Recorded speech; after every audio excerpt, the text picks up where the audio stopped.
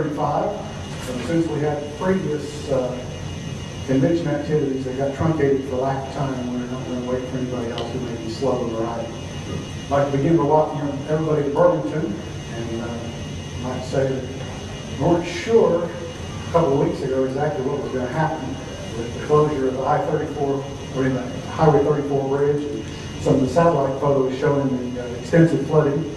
And last night our work crew was in the motel with us, was talking about going out to breach some levees today so that the water could drain back into the river. I'm not exactly sure how that works, that it was higher on the outside of the levee than on the riverside, but that was their job this morning. But in any case, we're glad that the folks who made it happen. I'm going to have to put somebody in charge of pressing the button over here so we can move on. We started off this process with the intent of doing a maintenance seminar, and things got fouled up, and somebody else got the job. It's probably Andrew. Yeah, I think it just looks like two desktop there. But about try in. There you go. Now, All right, we're going to talk today about the top 10 reasons that Mike Babin's airplane may be faster than yours in the air race, which was held this morning. And this is a maintenance-related thing we're going to talk about. Mike has a very nice 76 Cheetah that we recently converted to Tiger configuration with a new spar and a factory new engine he purchased on eBay from True Flight. It was a leftover from Tiger's stock. And they decided that since they weren't able to begin production immediately, had to build a building and go through all the FAA hoops and paperwork, that it was better to go ahead and dispose of the items that were actually had the clock running.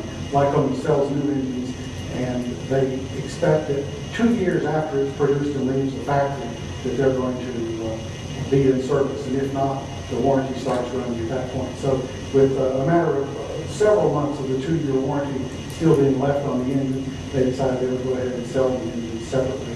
And as I understand, Graham has one of his airplane now, and Mike Babin has the other. Like I said, we converted Mike's from a 76 Cheetah to the Tiger configuration with the Tiger spar and the Tiger engine prop, motor mount, and all the rest of the little pieces that you have to have. Most of the parts came from Fletch Air, although Mike was able to come up with a really good deal on a center spar from Air Salvage in Dallas out of the 91 Tiger that someone had run out of fuel and landed 5 miles short of the Texarkana airport.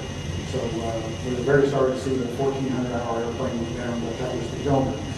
Mike has won consistently out of the last, 6 years or whatever, the air race. He's won 5, and the other year he didn't show up because he was scheduling with FedEx.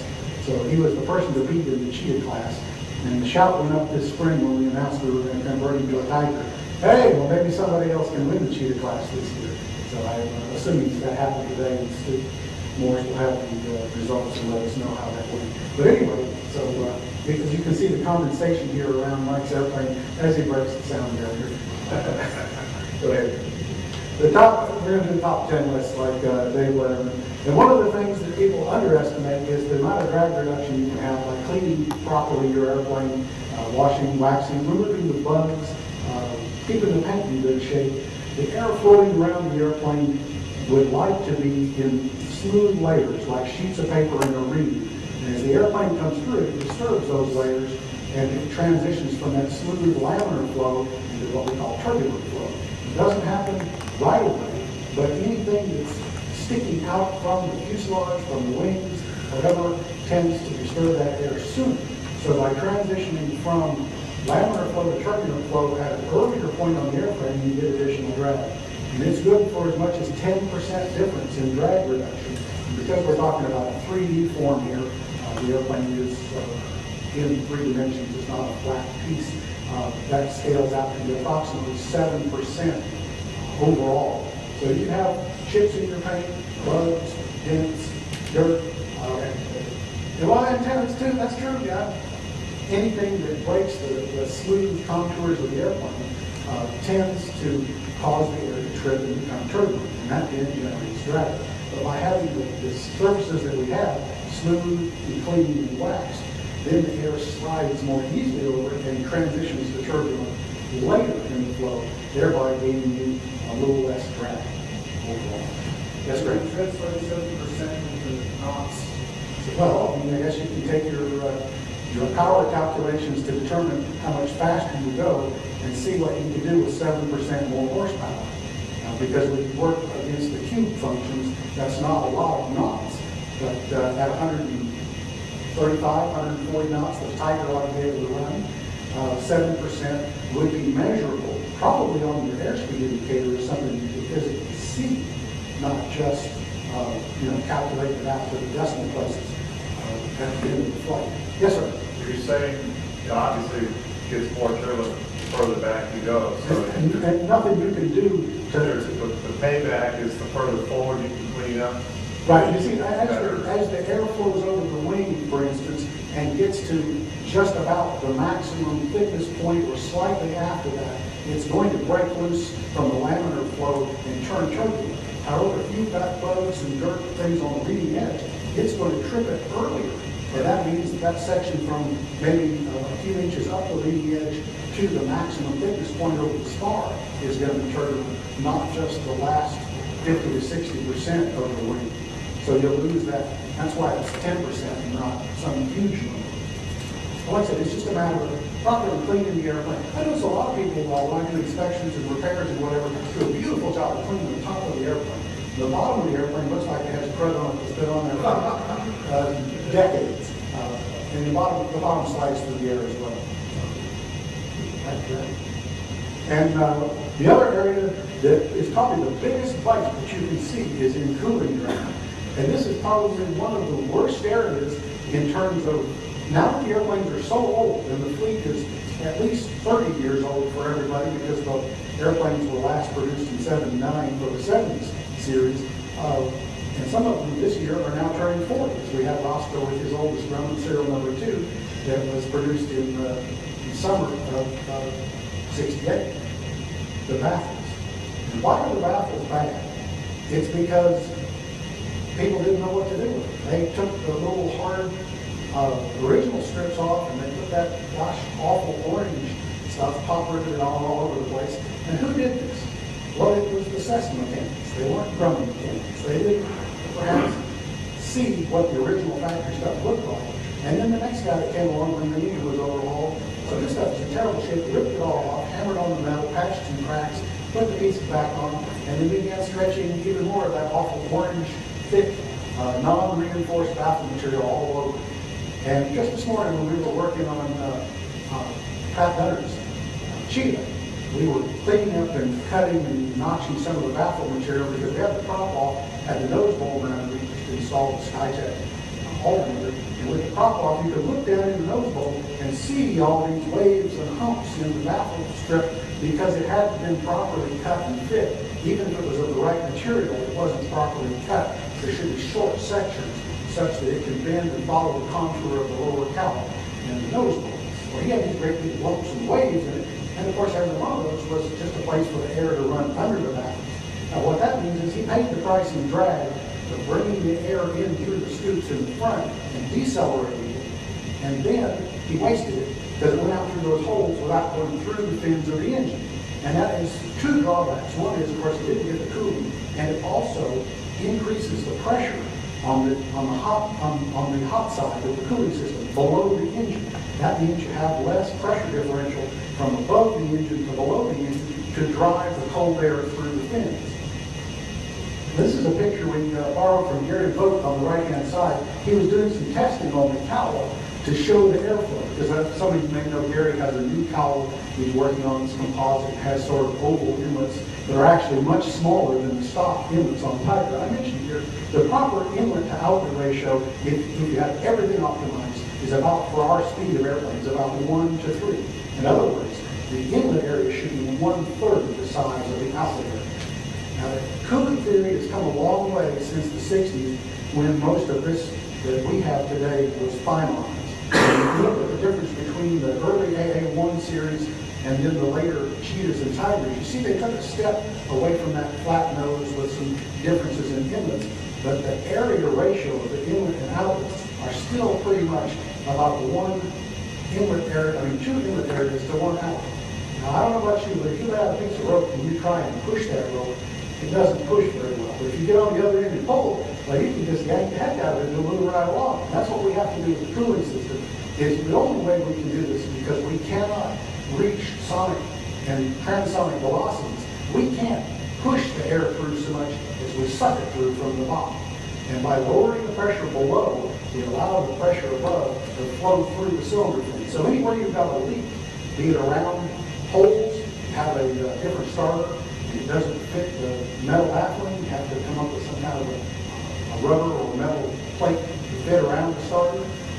Any place where your spark plug wires come through the baffles in the back, whatever that are holes in the metal, those need to be minimized as much as possible and well sealed. And then there's the rubber or flexible baffle strip that has to be contoured to match the top of the cowl and around the nose bolt effectively. And we get on the Grumman gang all the time, people complaining that my Tiger, my Cheetah, my whatever won't cool. I have CHTs in the 420, 450 range. And the baffling, well, we've done everything to the baffle. It's not that I have an engine problem. Well, I've seen a number of these airplanes in person, and I can tell you that to a single one, they were virtually all baffle problems. And it has to do with the area in the nose bowl, around the front. It's particularly difficult on the Cheetah because of that neck area. There is some pretty tricky fitting of the flexible strips to go in that area. But the Tigers also have the problem when they don't put the proper pieces in, don't cut them in short segments where they can lay along the contour. Because if you look at that fiberglass nose bolt, that's a compound curve. And you can't expect a flat piece of material to lay against that without ripples. So you have to cut it in sections and let it sort of float. And the air pressure inside the nose bolt will push it down to sea. In any case, this morning on Pat Leonard's airplane, we were able to graphically demonstrate that to the half dozen people who were standing around once we put the nose bolt up. We look in through the hole that the propeller and spinner normally go and say, see that?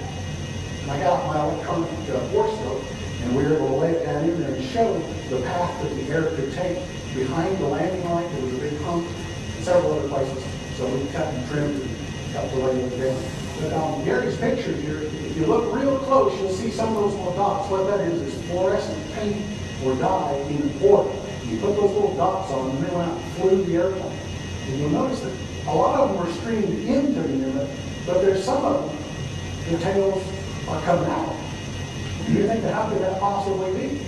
Well, that has to do with the inlet and outlet ratios and the fact that the air went in, didn't have any place to go, and it turned around and came back out. There's actually air coming out of the inlet that says it's very turbulent flow right there because the outlet area was diminished or never sufficiently large in the first place. The early model Travelers and the Cheetahs and Tigers up through 75 and 6 had fiberglass rings on the air outlet. And I've seen an awful lot of them with fiberglass has been hot over the years, sags. We already had not enough air outlet area to begin with, and as that fiberglass sags, you're further lowering the amount of area that you have to let the air out. And the same thing happens with the metal ramps. They crack, break, people do patches and whatever, and they reduce the area. And on the next slide, you'll flip on over, we see all kinds of amazing repairs to the bottom of the cowls where they crack. And what happens is it begins to close up the area because the bottom of the cowl is no longer smooth and rounded in that area. It becomes flat or even pushed up into the round. And that closes down the exit area. Yes, sir? Just a quick question. Has anything or anyone done any experimenting with making the outlet ramps larger? Oh, yes. There are larger outlet ramps on most of the high output engine airplanes. Fred Prokaskis, Peter Ottens, Scott Jernigan's Hyper Cheetah, and we incorporated that into several cowl repairs. Basically what you've got is a 9-inch wide by 3-inch high opening in the stock outlet. And the openings have been widened to 10 inches wide by 4 inches high on the 200 horsepower Cheetah conversion. And I'm not sure exactly what Fred's and some of the other measurements were. Ken, are you familiar with any of those 6-cylinder Tigers that got converted up in your neighborhood? I wasn't directly involved in doing those. They're larger. We have a template that we make up those things and roll the top very similar, roll them out, and we're using the same footprint We're opening them up about an inch and then putting a roll on the top. And we're dropping cylinder head temperatures an average about 40 degrees aboard. Oil temperature about 20 to 20. Just doing this on tigers and cheetahs. That's been my experience as well. Can we buy those from you? Yes, if you want to have fun putting them on, we'll put them up for you. The ramp on these repair tigers are particularly on the right front corner. They tend to vibrate.